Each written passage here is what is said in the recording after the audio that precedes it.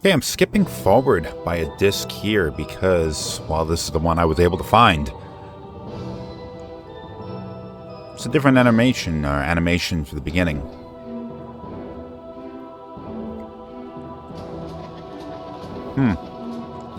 You know, I guess it must have been October or something. I know there's a date actually written on the disc.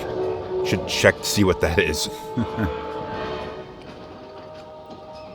Should have come out with this episode in October. Maybe would have made a little bit more sense.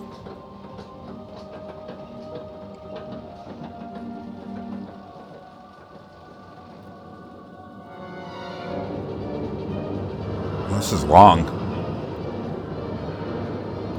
Surprised that they went and put the effort into creating a new animation, given that this is right on the eve of them going and switching over to PlayStation 2 discs.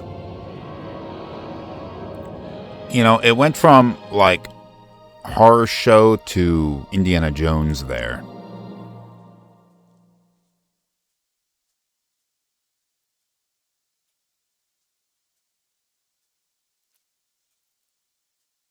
Okay. Oh. Super Bombad Racing. Oh. Let's give that a try. Oh, it's a video. Geez, around the prequel trilogy era, there were a lot of Star Wars games that came out that were just terrible. I guarantee I've never played this before. This cutesy shit. I mean, I get that George Lucas' perspective on Star Wars was that it was always intended for children. But he should have recognized that really that wasn't the audience that really carried it through to what it became. So all this cutesy crap or Jar Jar Binks and all that really wasn't that wise of a thing. Now, if you look at, say, Star Wars games, around this era was when you had seen... Well, actually, this is a little predating it. It's a little predating it anyway. But you had the Jedi Knight series. You had Jedi...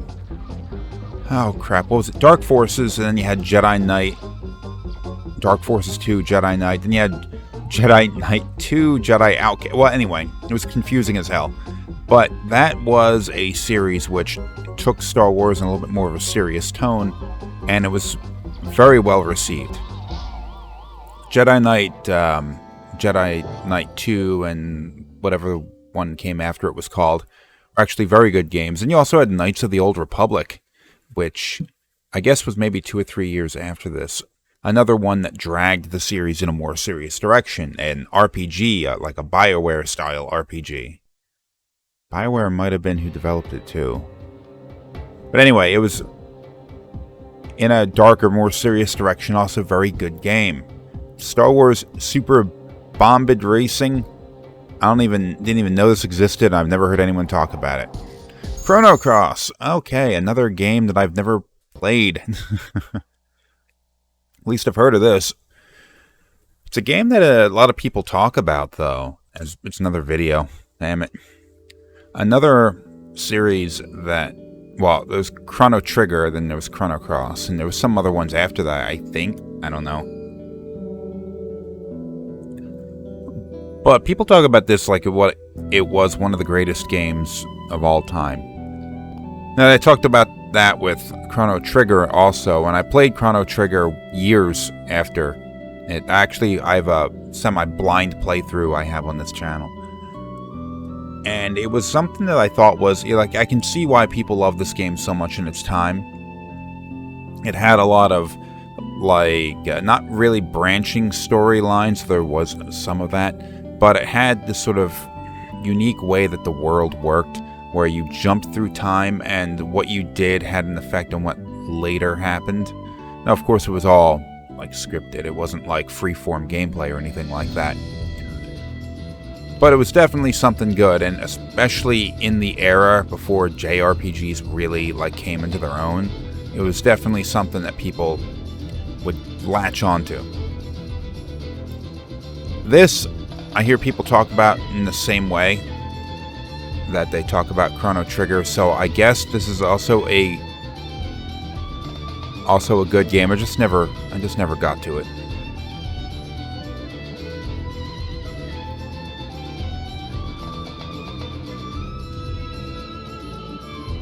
I wish they'd show a little bit of gameplay here. I mean, the cinematics at the time really would have wowed people. I mean, this was a step above what you'd seen in Final Fantasy VII. And I don't know, maybe roughly comparable to Final Fantasy VIII, just with a little bit more of a cartoony art style. But this kind of thing really would have wowed people at the time, but now, 20 years removed from this now, it's not that impressive. It's low resolution. The characters are reasonably detailed, but it doesn't wow you like it would have 20 years ago. So I would have liked to have seen what the actual game looked like.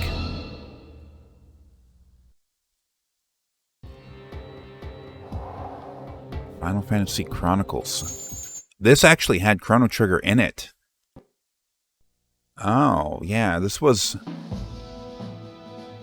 Weird they call it Final Fantasy Chronicles, because... What was that? 5? Final Fantasy V and Chrono Trigger. Now, it had the... Chrono Trigger, a version of it that put in a lot of cutscenes. And I played a little bit of this version of the game, although I didn't go through the entire thing. It was hampered by, like, slow loading times. Clearly, it wasn't really optimized that well for the PlayStation 1. But it also had a lot of these sort of anime-style cutscenes, which I thought were actually pretty cool looking. And me being a person who doesn't have that nostalgia connection to the original version of the game, it didn't feel intrusive to me. This is Final Fantasy V. While considering I played the Chrono Trigger version of Chronicles, I must have played this also. But I don't have as many comments about that. It's another video, by the way. Final Fantasy Tactics. Let me guess, a video. Yeah, it's a video. Final Fantasy Tactics. I am a fan of... Game of War. I am a fan of strategy games, either real-time or turn-based strategy games. A brutal conflict. That's a lot of talking here. Where you lead hundreds of battles into a new Final Fantasy world. This game sort of... I didn't play a whole lot of this. Or be dead. But it kind of pulls a turn-based strategy perspective. A young warrior whose courage could save the I should just let it talk. Battle after battle, you'll build and train an army from 20 fighting classes and other warriors you meet. Knights, mages, summoners, and more. Master and balance their talents, and they will reward you with victory. Equip your army with the best weapons and armor you can afford. Your army will be strong in battle, and you'll be confident in your attack. Just before battle, size up your enemy. What are their strengths, their abilities? How are they deployed? Master the movement of battle. Divide and conquer the enemy. Control the flow and always fight from positions of strength. When you attack, use your arsenal to find and target their weak links.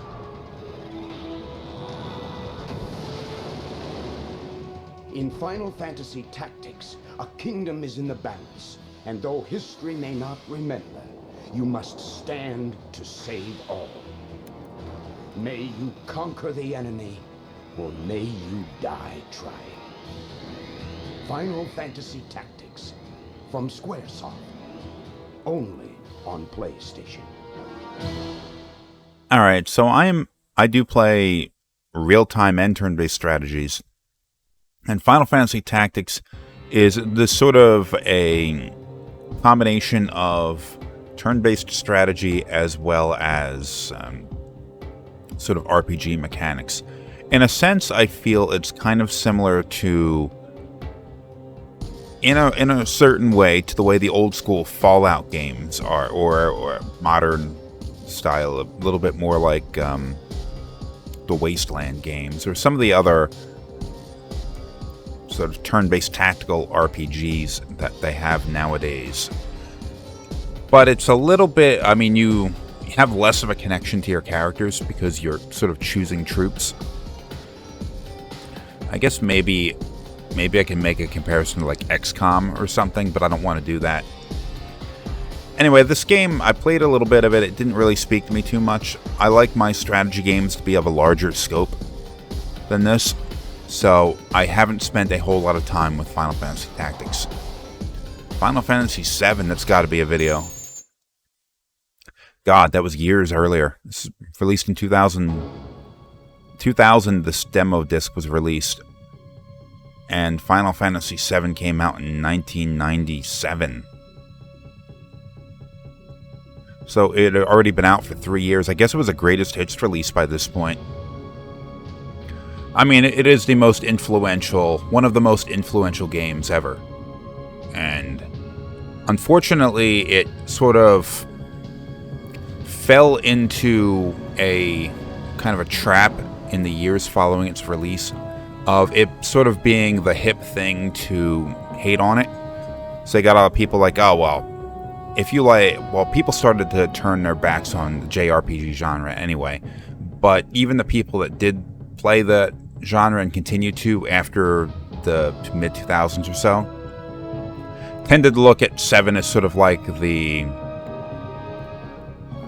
generic or not particularly good, just overly popular game, where they would say like, oh, well, Chrono Cross was better, or Xenogears was better, or name your poison there.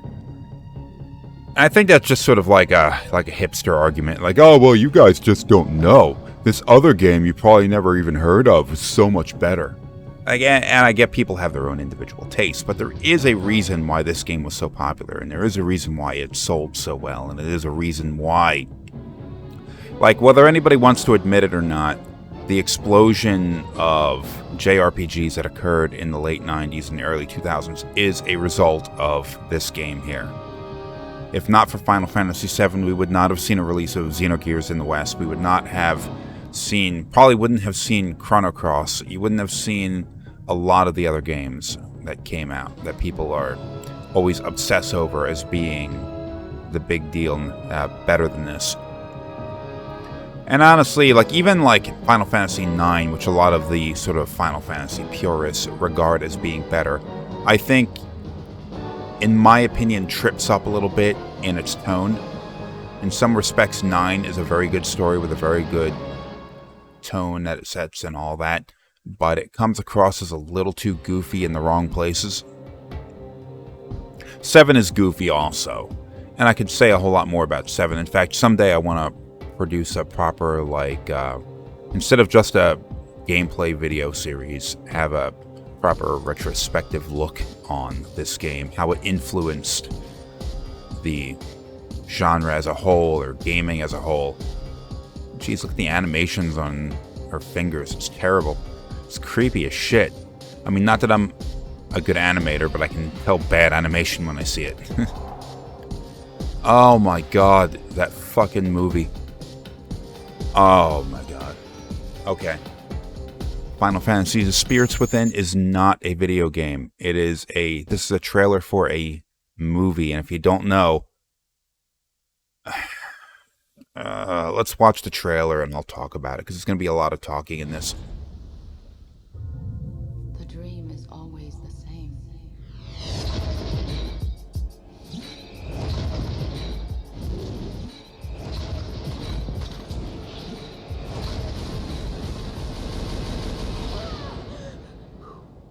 You okay? We found it. We're closing in on the life form. Let's move out, people. They came to unlock a mystery. I don't see how any living thing could survive out here. They came to uncover an ancient truth. This is it. Dr. Ross has opened the door for us. I say we go in. What they did What the hell is that? was unleash a force unlike the universe has ever known.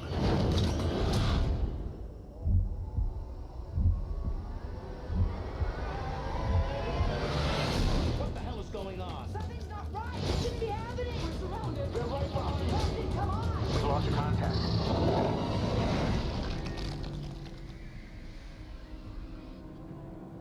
Oh my God. This summer, Let's get the hell out of here. nothing you've seen, nothing you've experienced can prepare you Look out! for where the next evolution in reality will take you. All right, everybody, here they come. Fire in the hole!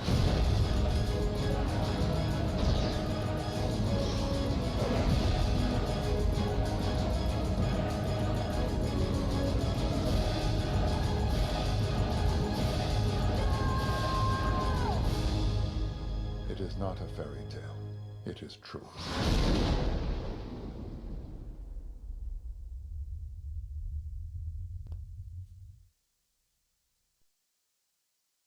Okay, so that was a movie trailer.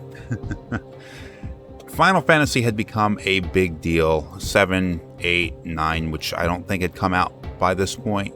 All big sellers. And Square decided to move into movie production. They ended up making more than just this. I mean, they did like some shorter like anime style things after that. But this movie was a huge bomb. It cost an enormous amount of money to make. I'd have to say its biggest problem was it was boring. It was completely computer animated, and honestly, its computer animation was probably the best I had ever seen at that point. I mean, you wouldn't think you were looking at something from the year 2000 or 2001 or whatever the hell they said that was, and if watching it. But the quality of the rendering and the animations and all that is somewhat inconsistent throughout the entire movie. I've not seen this movie in well over a decade, but I'm drawing from memory here. But it's inconsistent in terms of the quality and the animation. In some respects, some scenes look really sparse, like they didn't have enough time to put a lot of effort into it, or a lot of effort into the animations and all of that. The acting is pretty stiff. It has like Alec Baldwin, I think, and Steve Buscemi is in it, and I mean, it's got some decent voice cast in it, but all the acting is pretty flat. Like, they animated the lips and then they told everybody to sort of... The director must have not been particularly good. I don't know who directed this. And the story, though. The story is my biggest complaint, because it really doesn't feel like it has much of a connection to the concept of what Final Fantasy games are. Now, I know that the series as a whole, between all the different games, always jumps into a new world, new setting.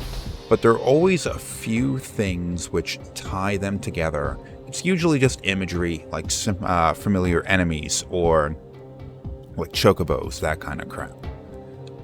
But this lacks anything like that. The only connection I can really draw was the story involved some sense that the world has a soul of its own, and it's being poisoned, and it's also at the same time being invaded by the soul of a dead world that was destroyed a long time ago, which I guess has a somewhat of a connection to Final Fantasy VII's story about the world being a living thing and being poisoned and killed by its inhabitants.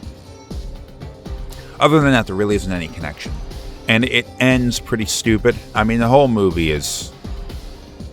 I gotta watch it again to refresh my perspective, but I really don't want to. It ended up costing the production company like $100 million, some insane amount of money. I would not have been surprised if this ended up bankrupting Square, but it didn't. I guess Square didn't fund it entirely on its own. I mean, Columbia was listed there. That's a Sony company, isn't it? So it was done with Sony. I mean, box office bomb, whatever, moving on. Final Fantasy IX, is this a video? It's got to be a video. I don't remember it being a demo of this. It's a video. I'd mentioned this earlier as being the sole PlayStation 1 era Final Fantasy game that the sort of old school purists actually look to as being like a truly exceptional game. And I think most of that ends up coming down to its sort of setting. It throws a kind of very fantasy-oriented, very fantasy-inspired setting in comparison to sort of a little bit more industrialized look of VII and the stylized European look of VIII. This goes purely in the realm of imaginary fantasy. I mean, look at these castles, look at the character design, everything. And I'd say that does work to its favor. And it's a game that I do very much like, but the reason why I said it wasn't as good before is because I feel like its story it goes in the direction of goofy in areas where I think it shouldn't. Especially in the first half of the game, the main character, Zidane, I hate him. I want to punch him right in his stupid fucking face. He does grow up a little bit later on, but he's also he's just this irritating character who honestly doesn't get involved in the plot all that much. He just feels like he's a person who got caught up in it, and it didn't feel like the story was about him, and it wasn't. I mean, the early parts of Final Fantasy IX are about Dagger, and they're about Vivi. And then Vivi tapers off in terms of importance during the story, and it becomes Dagger's story for a while.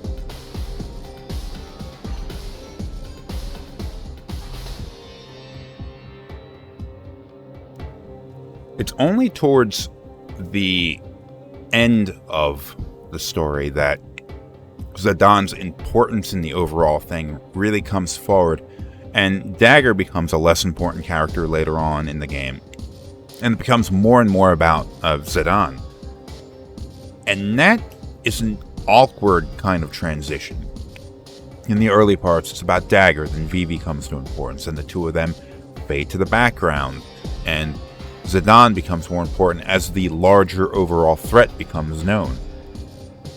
It just feels like they should have had him be a little bit more involved than just sort of a participant in the story leading up to that.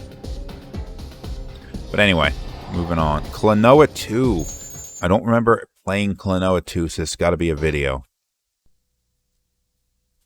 The first Klonoa I've played a couple of times on this series.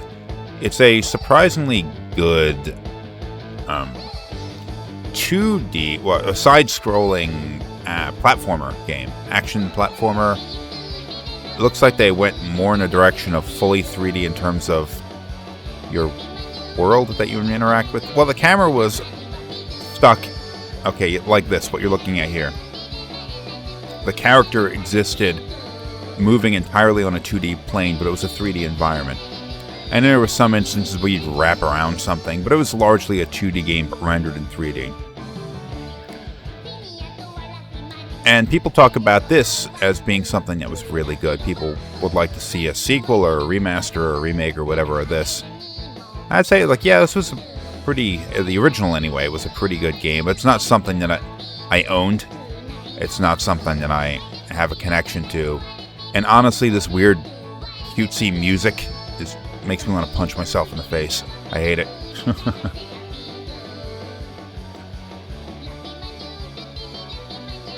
This weird J-pop stuff. I really don't understand the appeal of that. To each their own, but I mean, everybody's got their own opinion, but only mine matters. Never played Klonoa 2. either a demo or the game itself. So, the quality of this game, I don't know. The quality of it, I can't make any comments of. Does look like it took a step up graphically from its predecessor. I guess it was a few years later.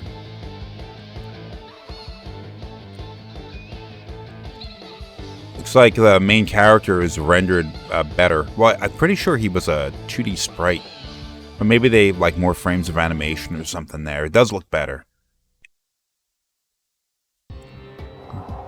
Final Fantasy VIII.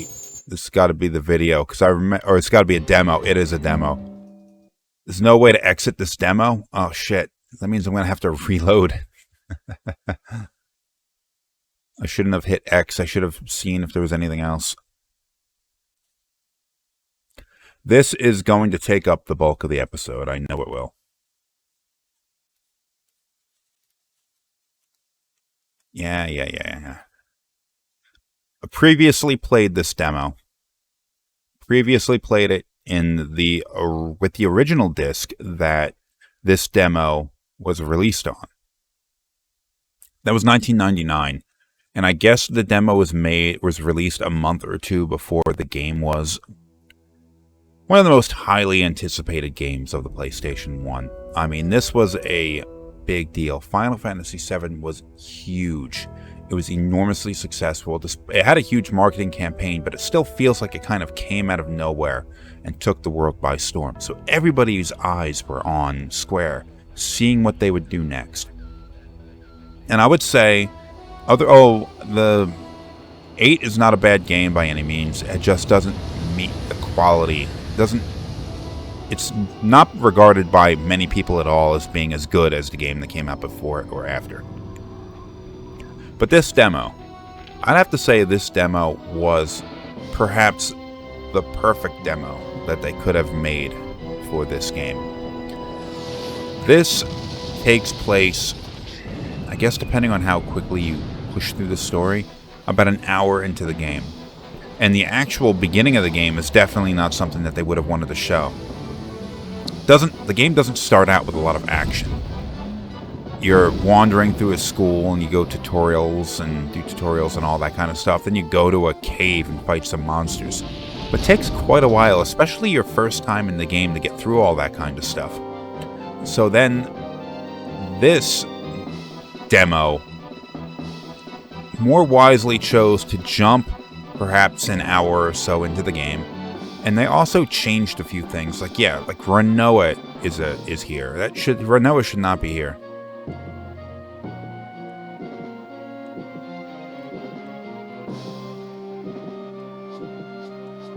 Klonoa should not be here. It should be Squall and Zell and Cypher should be in the party. They also shouldn't be wearing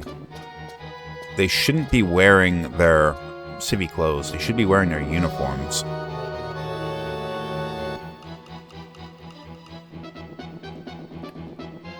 So another change I notice here. I don't think a fight should have happened here.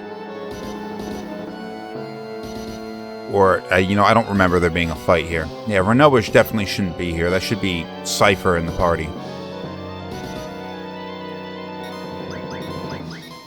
Oh, look, they start you out with some stuff.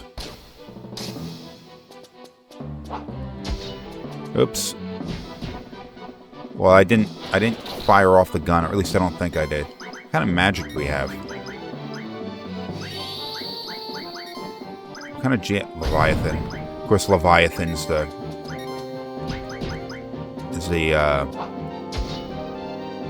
There's a way to fire off his pistol and you do more damage, but I'm pushing the button wrong or something and my timing's bad. I'm not doing it right. No XP. No leveling in this demo. There should be another group of students here, and Selphie should be among them. But I guess it makes sense to cut that kind of stuff out, because I don't think Selphie appears in this demo at all. So it'd be kind of weird to introduce a character who's in the rest of the game here, but not have her do anything.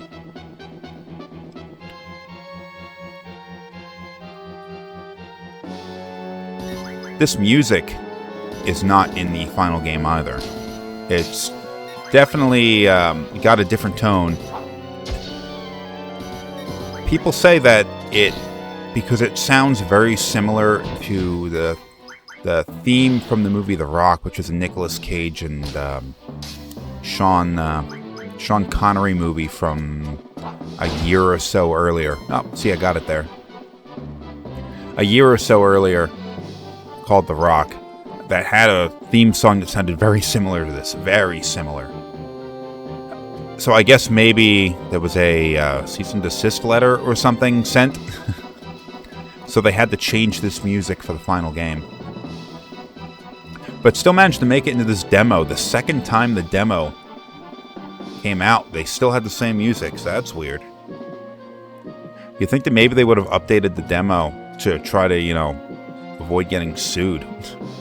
But maybe that whole cease and desist thing is maybe just apocryphal. Maybe none of that's true, and they just changed it from... just changed it because, development, there's a lot of things that change during development.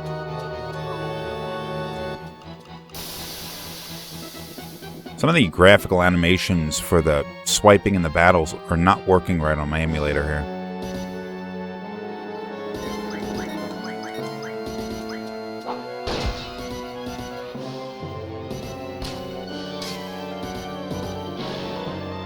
Anyway, jumping straight into the action. Oh, victory fanfare.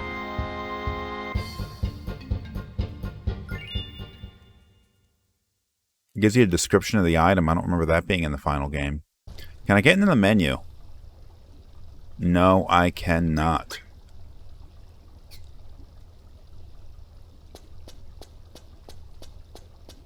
Any healing I gotta do? Chasing the dog away.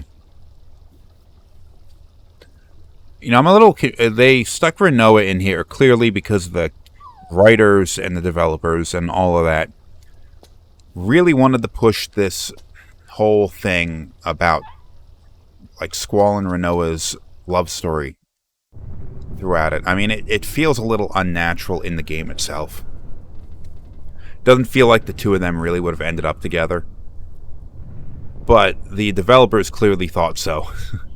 So even in this demo where Klonoa has, at a point where Klonoa hasn't even been introduced into the story yet, he's here, and hell, they even put an animation of her laughing there. I don't think she says anything in the entire demo because there was no dialogue written for her because she's not supposed to be here. So I said that it made sense to cut Selphie out of the scene a minute ago because you wouldn't see her later. You should have. You should have seen her come in 5 minutes or so, run into the scene. But they cut her out completely to stick Klonoa in here. And honestly, everybody likes Selphie more than they like Klonoa. Oh, she does have some ellipses.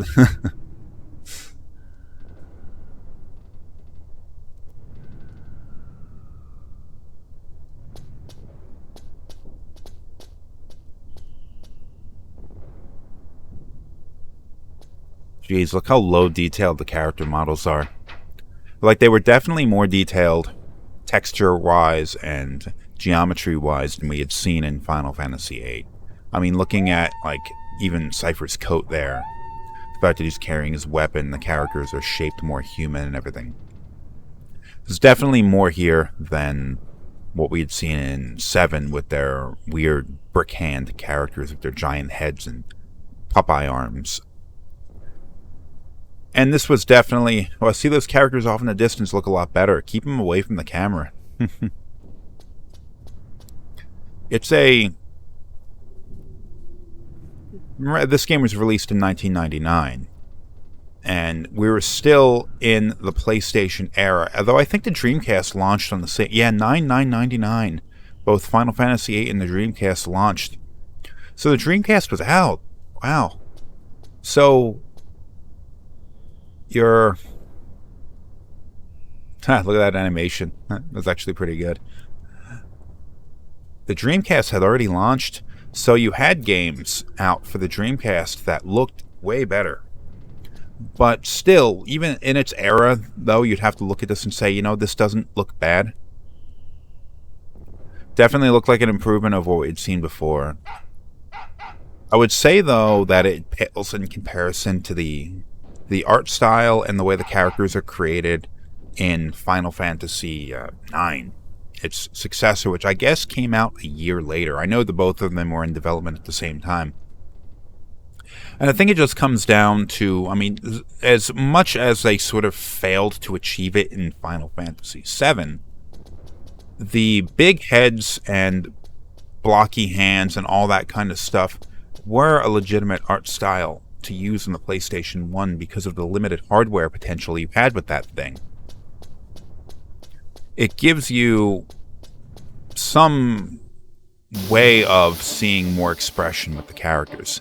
Now, these characters, we have better animations than we had seen in 7. So it works in a sense, but when you look at these characters and anything even resembling up close, sort of the details don't resolve well, and the characters look goofy. Compare it to 9, which had characters probably at about the same level of detail, but the change in art style, going back to the big heads, the funny proportions, all that kind of stuff, really looks a lot, makes it work better. And even, oh my god, glitch, really makes it look a lot better. What are you doing here?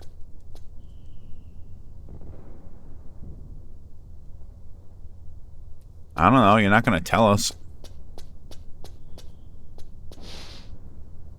In fact, I would say that if you took Final Fantasy VIII and then you played it on a PlayStation 2, which you could use like the better texture filtering and stuff that it had, the game held up really well moving into that generation of consoles in terms of graphic style.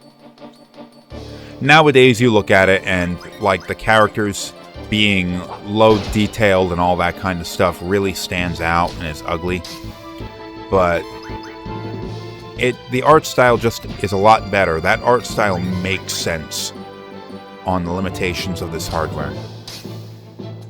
Not to say that 8's art style really works that much to its detriment, I just think 9's worked better.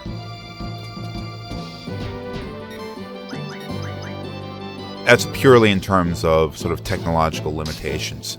I think the art style of this game actually works pretty well for what the story and the setting of the game is. If you replaced all of like these characters here with their chibi equivalents, it would look terrible. So I wouldn't wish that on anybody. Hopefully it dies soon. I don't want to get caught up in a lot of battles in this demo. In fact, I'm gonna start the next random battle I get to, I'm just gonna cut out. This was yet another game where the demo was something that I played countless times. I went through the demo over and over again in anticipation of this game coming out. It's actually the Final Fantasy VIII was the first game I ever owned where I bought it on launch day. Yeah, that's definitely the case. I was in high school at the time. 7 had come out and I was anticipating 7. I'm not even certain I owned a PlayStation when 7 came out. So I definitely bought that game some months after it released. And I rented it before I bought it. 8, on the other hand, I saved up the money. I had the PlayStation. I was ready to go. I loved the demo. And I got it at Sears. Okay, so it was one of those... It was the first game I pre-ordered. It was the first game I pre-ordered and got on launch day.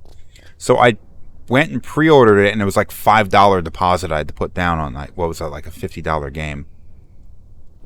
So I went and I pre-ordered it like a month or so before it came out. And I remember my mom went and got it for me while I was in school. And she came, what was it? She gave it to me when she got home from work. And I sat down and I played it for entirely too long. In fact, I'm trying to recall exactly, not that this matters, but I mean, I got to talk about something for the hour that this demo is going to take. I think I had to go to school the next day. And I made the mistake of, after the whole seed mission, getting to a point where I decided I probably should shut it off and go to sleep, and not doing that. I got past this part. I got past this, which was like it's like a test for the students. Graduating, and then going through the training sector stuff with Quistis.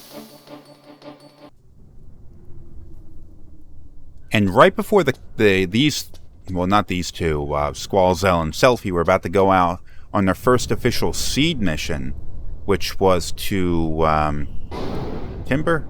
When they were heading to the train station, I decided, you know what? I should go to bed, but I want to see what happens next. So I decided what I was going to do was I was going to continue to play the game, but I was going to save before I did it. And I was going to play for about 10 minutes just to see what happens next. And then I was going to shut it off, not bother saving, and then just play through that section again the next day that I had a chance to. And what I ended up doing was playing it for like another 2 hours. And I got all the way through the timber section of the game. And I realized, like, oh my god, it's like 3 a.m.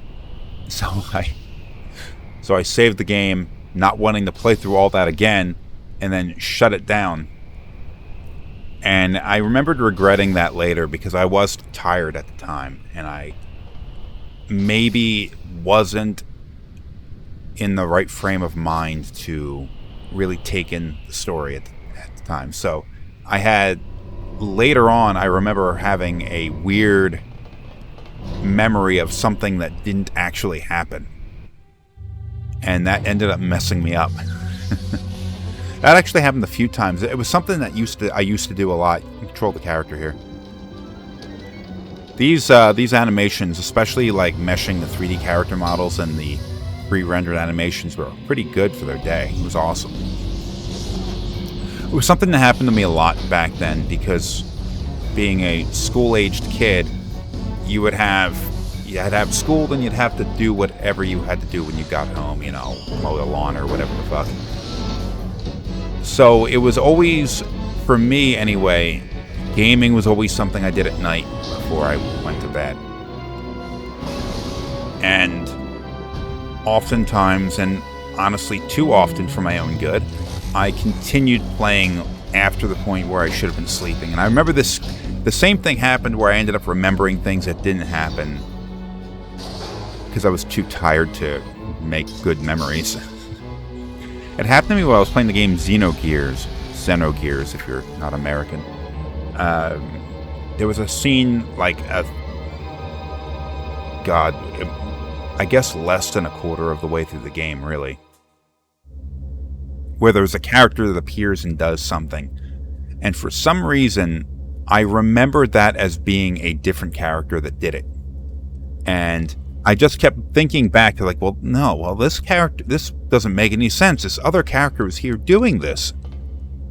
And then replaying the game later, I'm like, oh my god, I just didn't remember. I had it wrong. That happened with 7. That happened with 8. I don't think that happened with 9. I think I picked up Final Fantasy IX during a summer break from school, or maybe I didn't buy 9 at launch or anywhere even close to launch. The game had been out for a little while by the time I had picked it up. But I don't think that happened with 9. But honestly, it was something that happened with a lot of games. Maybe I have brain damage or something. I'd have to say one thing that does frustrate me about this, and it was something that was actually way worse in the sequel in 9, was the attack animations of the characters are really slow. I mean, really slow. Standing here just waiting for things to happen, it can drive you nuts.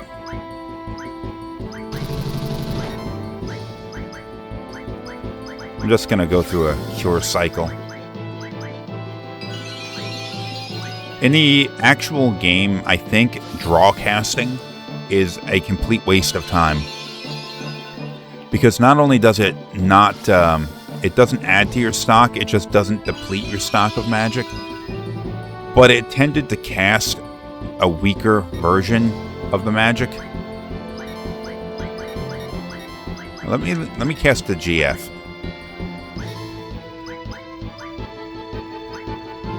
Let me stock this and see what happens. Stocking is a waste of time in this demo because the demo isn't very long and you can't junction your magic to your stats. So it's kind of definitely a waste of time to draw magic.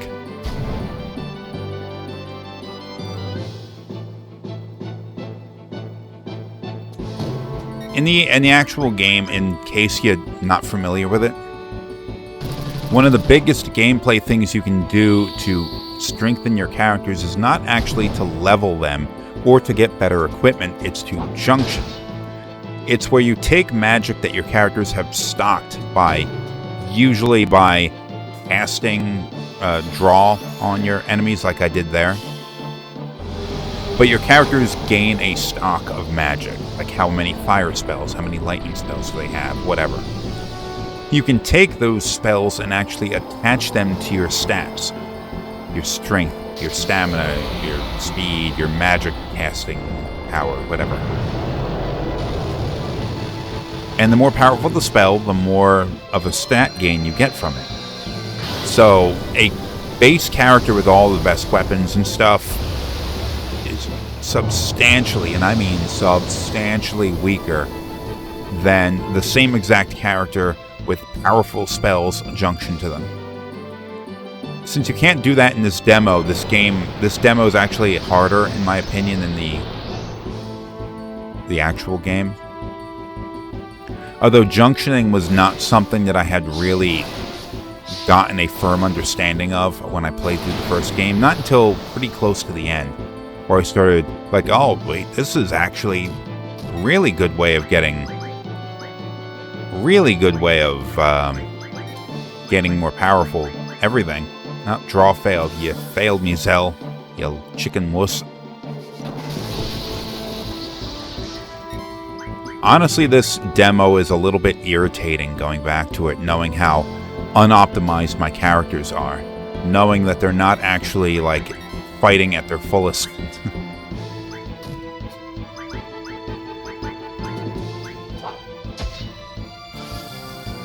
No, don't stock cast. I fucked that up.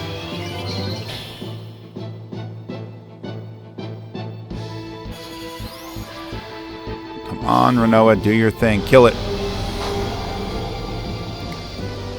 I played through this game, the proper game, as a full Let's Play series.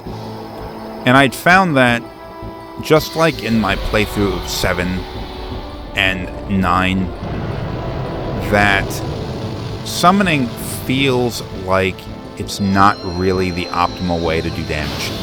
Not only does the animations take too long, you have to go through a time bar filling up in order to cast it.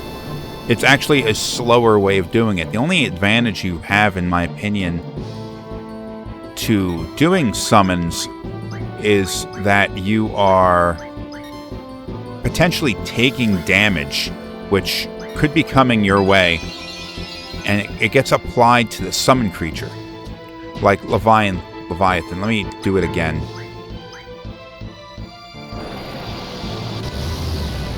That's gonna mess him up. She's got a different health bar over her own, and that's the summon Leviathan actually taking the damage instead of Renoa.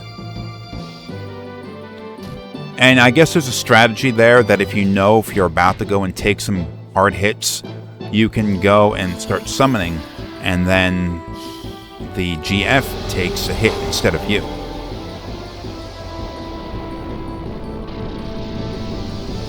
You know, this is a waste of time. I should not have bothered doing this. Renoa has a decent stock of spells, because she's supposed to be like a mage-esque character. They definitely do at least as much damage as this. I don't have to dick around with watching this animation. Oh, can I do the select? No, I can't do the select thing. Pretty good looking model, and even the water animation looks good for the PlayStation 1. Why won't you die?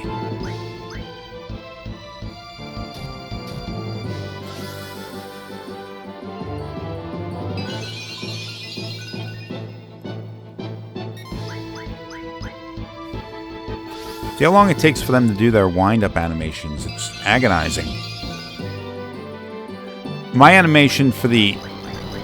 Alright, let's hit this thing with some hard fire. See, I did as much animation as Leviathan. I just didn't have to sit through all that shit.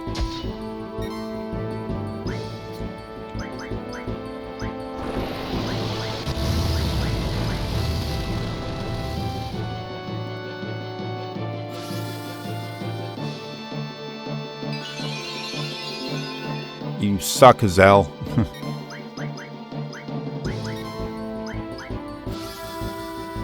Alright, it's time for you to die.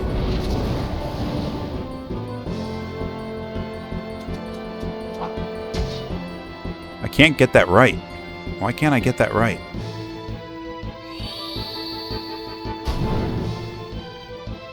I'm talking about the attack trigger thing for Squall's Gunblade. Oh, come on, you've got to be dead.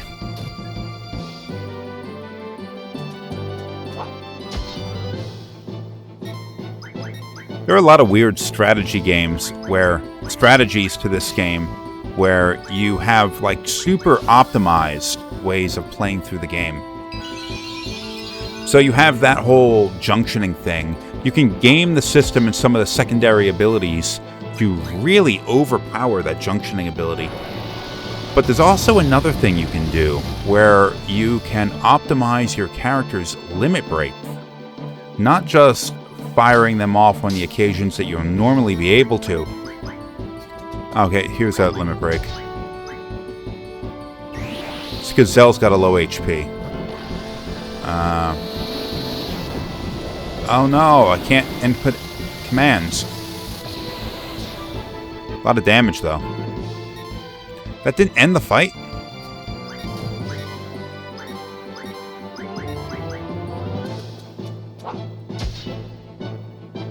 That didn't end the fight? Jeez. This thing's irritating as shit. Don't hit Zell. Ah, he's gonna hit Zell. You suck.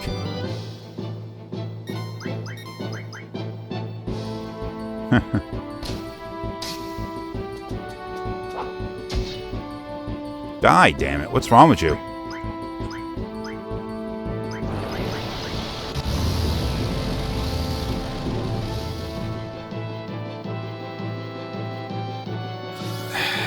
Just go down. As much as I gushed about this demo earlier.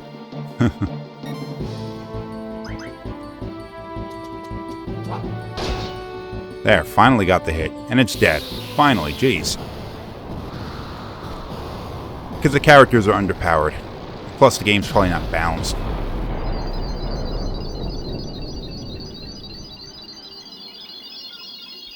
But anyway, you could optimize your character limit breaks by ensuring that your characters spend an enormous amount of time while low HP.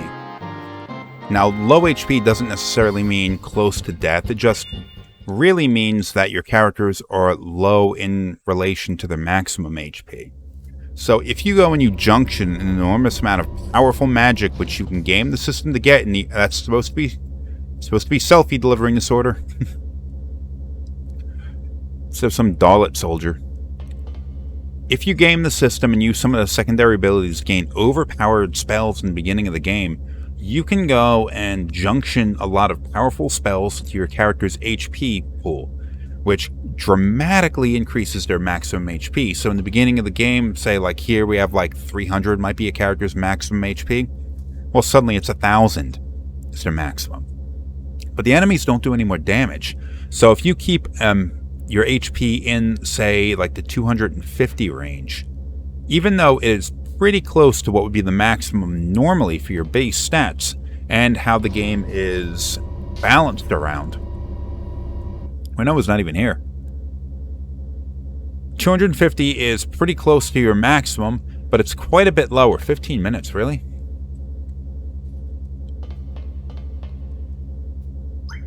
It's way lower than the 1,000 you could potentially get your maximum HP to. And with your HP that low in relation to your maximum HP, you can fire a limit break off every attack. So your character's damage potential just explodes. Then of course if you go and you take other powerful spells and link it to their attack power, or anything like that, you'll just be slaughtering your way through everything.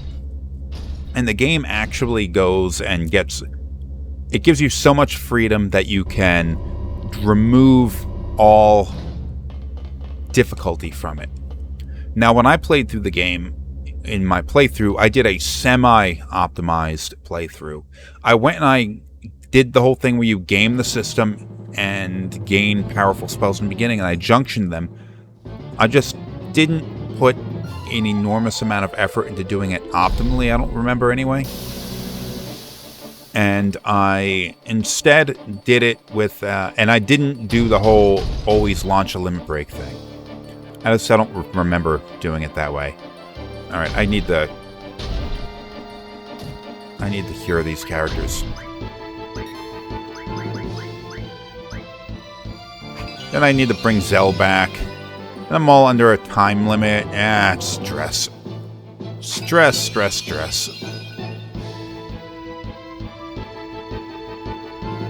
This thing shouldn't be that hard to take down, though.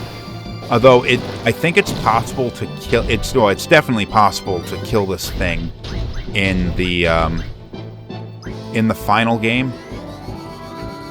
I don't know if it is possible in this demo.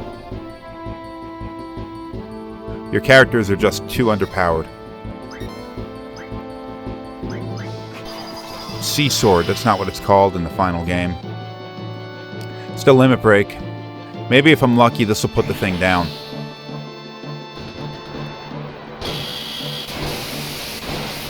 The animation looks very different. Not Squall's animation itself, but the sort of like, what do you call it?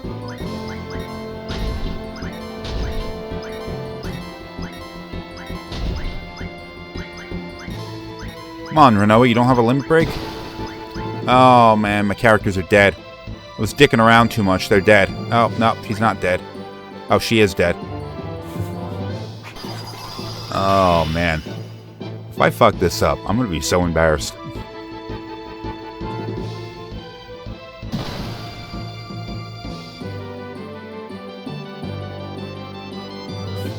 Like how Zell didn't take any damage until he landed back, until he ran forward. And he's like, oh wait, no, I'm unconscious.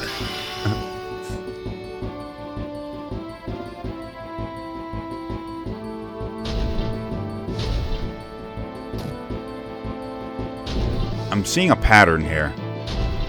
Yep, this'll fuck me up. You know, if I could have accessed a menu, I wouldn't have had a problem here. Here we go, blaming someone else. Well, I died. Oh, my God. I'm a loser. Damn it. Well, anyway. That's the, it's probably the end of the disc there. So, It was, I mean, I was screwing around too much is the reason why I lost. It's my own fault. But, oh, this was ripped from the Collector's CD Volume 2. I wonder what the Volume 1 was. But anyway, that was Final Fantasy VIII, released over like a year before this demo disc was made. So, whatever. God, this episode's an hour long. Oh, okay.